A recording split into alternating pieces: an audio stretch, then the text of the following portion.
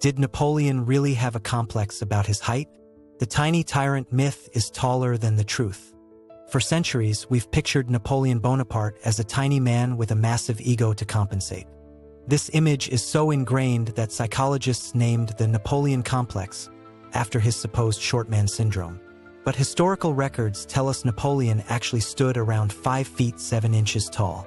That made him slightly taller than the average Frenchman during his era. So where did this persistent myth about his tiny stature come from? The British, Napoleon's enemies, were masters of propaganda during the Napoleonic Wars. They seized on his nickname Le Petit Caporal, or the Little Corporal, to portray him as physically small. This nickname wasn't about his height at all. It was an affectionate term his soldiers used for his leadership style. Another source of confusion was the difference between French and English measurement systems of the time. French inches were longer than English inches, making his reported height of 5 feet 2 inches in French units translate to about 5 feet 7 inches in English units.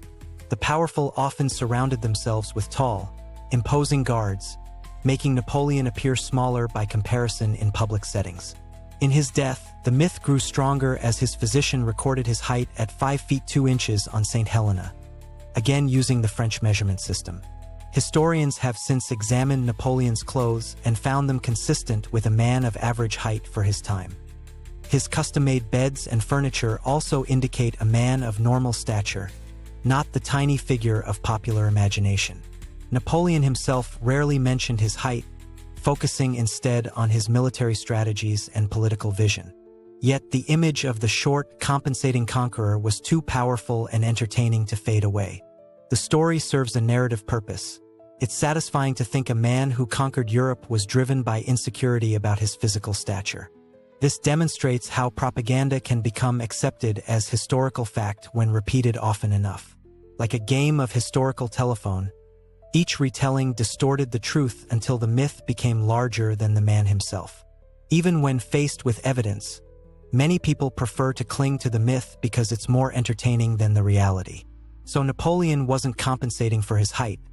He was simply an ambitious military genius who changed the face of Europe.